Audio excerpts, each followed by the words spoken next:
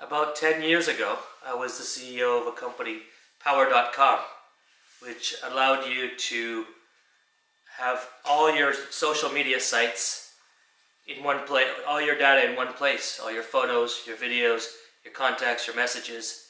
And Facebook decided that they didn't want their own users to be able to take your own data outside of Facebook. This brought up a battle which asks a simple question: who owns your data?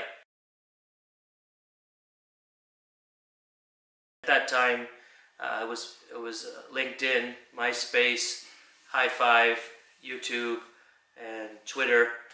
And so Facebook filed a lawsuit saying you're not allowed to give access or give your password to someone to help you move your data. And they filed this lawsuit not only against us, but against they threatened many companies, and they tried to make it clear that the data that should be yours is not yours. And now, 10 years later, we've been fighting. We're at the Supreme Court, and this next year, the Supreme Court will likely decide this question: who owns your data, you or Facebook? It's the right thing to do. I mean, this is something that affects the rights of billions of internet users, and if somebody doesn't stand up, then this will never change. This data portability is the right to freely move your own property anywhere, any place, without anybody obstructing you. A long time ago, the phone companies would not let you take your phone number with you, but somebody stood up to the phone companies, and today there's a law that protects that right. This is really a very similar thing that we're fighting for with Facebook, is the right to move your data. If you want to switch to a new site, or you want to copy your data, not just on Facebook, if you have all your data inside of Dropbox or in the cloud today. And this same law that Facebook is now trying to lock your data in, these other companies can follow and do the same thing. So if we don't win this, then you're going to see big companies are going to be intimidating innovative new small companies, and also intimidating users.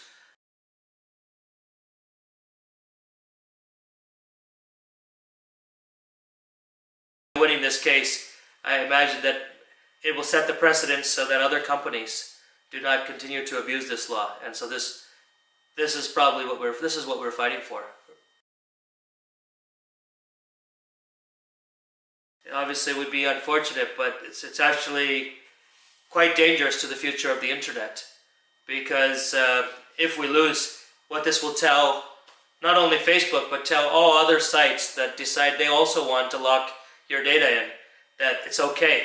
So now companies like Dropbox or other companies that store your data in the cloud could say, put your data in here, and then they might raise the price on you, and you decide, you know what, I want to move all my data. And they could make it difficult for you to leave and lock your data in and start charging you more, or making it difficult for you to use a new and more innovative site. So they're taking away your freedom of choice. And I always give this one example to really make this real. Imagine if you lived you were renting an apartment, and you put all your furniture and your property inside your apartment. And imagine if your landlord said, you know what? All your property in here that you put in, when you leave, you can't take it with you. Or if he wants to be really smart, really sneaky, he says, well, you can take it with you, but you're not allowed to use a moving truck. You're not allowed to use boxes. You're not allowed to have anybody help you move your stuff. So this is sometimes what these companies are doing. They'll even say, like Facebook, oh, you own your data. Your photos are yours. But then if you want to have a digital mover or a company help you move 3,000 photos, which is not easy to move one by one.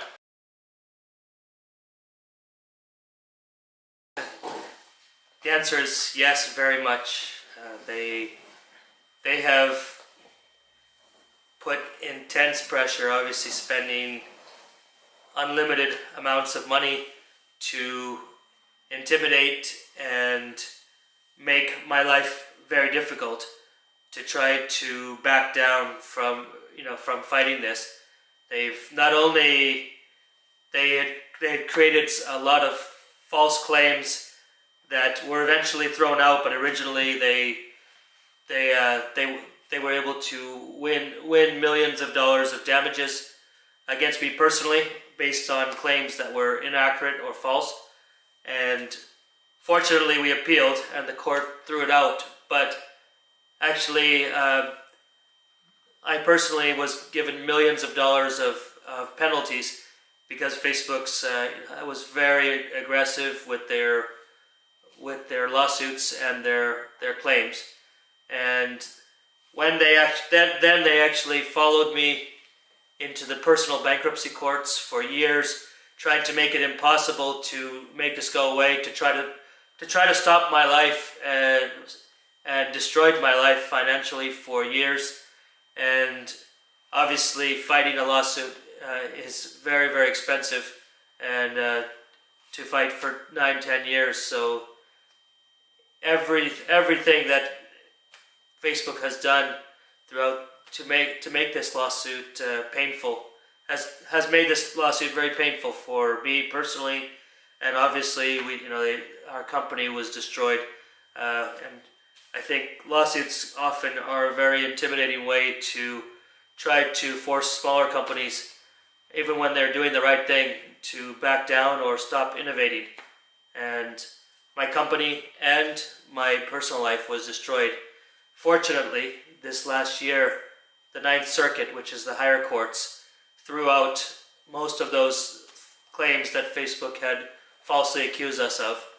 And there's only one issue now remaining, and that's where we're at the Supreme Court, where they're going to decide this issue of who owns your data, you or Facebook or the website, and who has the final right to access, move, control your data.